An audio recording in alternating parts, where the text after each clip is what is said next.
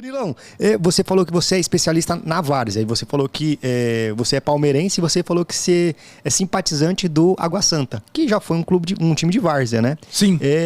Cara, como é que funciona? Como é que esse tipo de apostar num time de várzea, como é que funciona, cara? Porque pra mim ainda é novo essa questão, essa modalidade, velho. Cara, a primeira minha paixão pela Água Santa veio que eu era repórter de campo e eu acompanhei toda a subida da Água Santa, desde a Série B do Paulista, que era a 4ª divisão, até a Série A1. Né? Então eu acompanhei toda a subida da Água Santa e eu sou torcedor deles basicamente por causa disso. Não foi porque ele ganhou de 5-0 do Palmeiras, não? Não, já acompanhava ele, 4-1 foi, né? 4-1. Esse jogo, por exemplo, eu torci pra Água Santa, né? E palmeirense eu sou porque é o que meu pai fala, cara. Você pode querer mudar de tudo que é jeito, mas religião e time de futebol, você sempre vai ter carinho por aquilo que você nasceu sendo, né? Então, assim, você pode mudar de católico pra umbanda, pra evangélico, mas ainda você vai ter carinho por aquela religião, porque a tradição da sua família, que agora vai ter Páscoa, né? Eu não sou o cara que fala, comer carne sexta-feira santa, você vai pro inferno. Mas eu não como porque minha família toda não come. Então, assim, eu não vou desrespeitar uma tradição que é da minha família, né? E o Palmeiras também, essa questão do meu pai ter me criado palmeirense e tal, então eu tenho um carinho pelo time quando tem Palmeiras e Flamengo jogadores pro Palmeiras, porque é o time que meu pai me criou. Basta ser Palmeiras e Coruripe, eu torço pro Coruripe ganhar. Eu gosto dos times pequenos ganhando. E sobre a questão da várzea, justamente por essa proximidade. Desde pequeno eu gosto muito de times pequenos, né? Então, quando eu tinha 8 anos, eu já torcia para os times pequenos ganharem. Eu era muito fanático Desde 8 anos eu acompanho, por exemplo, as eliminatórias da Oceania. Com 10 anos, 12 anos, eu já sabia as capitais de quase todos os países, as bandeiras de todos os países. Então, eu sempre gostei muito de times alternativos. E do Brasil do mesmo jeito. Sempre acompanhei a Série A2 do Paulistão, A3. Quando eu tinha 11, 12 anos, o meu pai, em vez de me levar em Palmeiras e Corinthians, ele me levava a ver Noroeste, Marília, Paulista de Jundiaí, 15 de Piracicaba.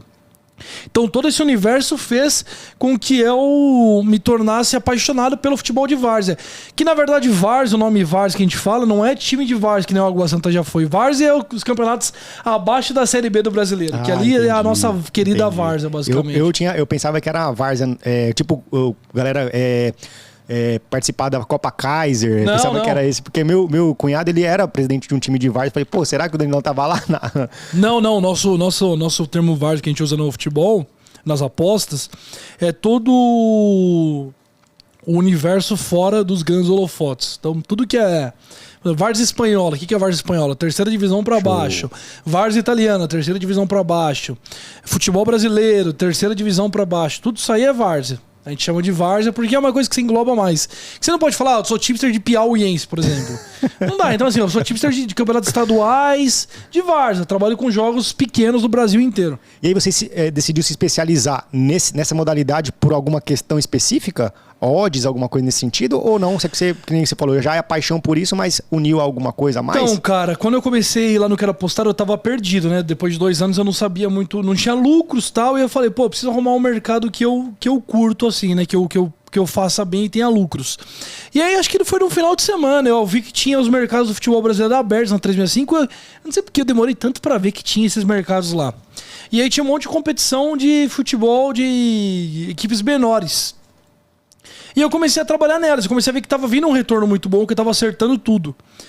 Aí eu cheguei pro Tiquinho e falei, ô Tiquinho, posso começar a postar umas tips do futebol brasileiro de divisões inferiores? Copa Paulista, Série A2 do Paulista, essas competições. Ele falou, você não dá visualização, não dá engajamento pro site. Aí eu falei, então beleza, né? Aí comecei a insistir pra postar. Aí ele falou, então beleza, comecei a postar lá. E eu comecei a acertar, bacana. Aí nesse meio tempo, a gente começou a fazer o grupo de Pix nosso, que foi lançado em 2017, no começo ali. E no grupo de Pix, eu comecei a ser tipster de várzea. Então foi ali que eu comecei a me profissionalizar como tipster de várzea, começar a fazer as tips, começar a ter sucesso ali, comecei a acertar muito. Então, no nosso grupo de tips, eu era especializado em fazer futebol brasileiro. Então, eu comecei a mandar Tiradentes do Ceará contra Horizonte, Campeonato Mato Grossense, Operário e não sei quem. Paranaense, Cianorte e Cascavel. E ali eu comecei a ganhar muita repercussão, comecei a acertar muito, ter bons resultados, e foi que o pessoal começou a conhecer meu trabalho. Que loucura. Mas nesses campeonatos dentro da Bet, as odds elas são diferentes ou eles conseguem ainda assim equalizar Cara, elas? No começo era bem, tipo assim, a moto tinha que abrir 2, abria 4, tá ligado? Caraca. Era bem errado. Hoje em dia não. Hoje em dia tá bem mais ajustado, tá perdendo totalmente o valor da várzea já, por exemplo. Tanto que eu tô cada vez mais abaixando a mão, trabalhando com menos bets e mais qualidade, né? Só com informações muito erradas. Mas em 2017, cara, eu chegava a pegar tipo aposta que a cotação abria 10 e o certo era abrir 4, 3, tá ligado? Abrir o handicap mais 1,5, o certo era meio, sabe? Era descer. Que loucura. Então, assim, velho. era muito diferença mesmo. Que loucura. Eu já assisti alguns vídeos do Tiquinho falando até mesmo sobre manipulação de jogos. Você acha que acontece isso no futebol de várzea? Cara, acontece muito. Sério? Muito sim, mas a probabilidade é tipo assim, 1 a cada 100 jogos.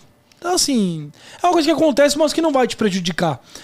O pessoal tem muito receio disso, né? Vou apostar em várzea, vai ter a manipulação de resultado e tal. Não acontece tanto assim.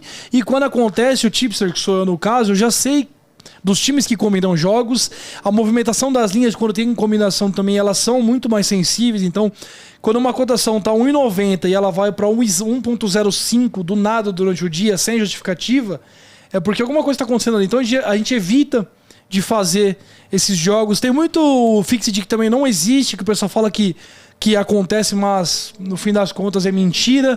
Já peguei muita cotação que tava tipo 5, foi para 21, falando que o time ia entregar e não entregou e eu ganhei a aposta, por exemplo.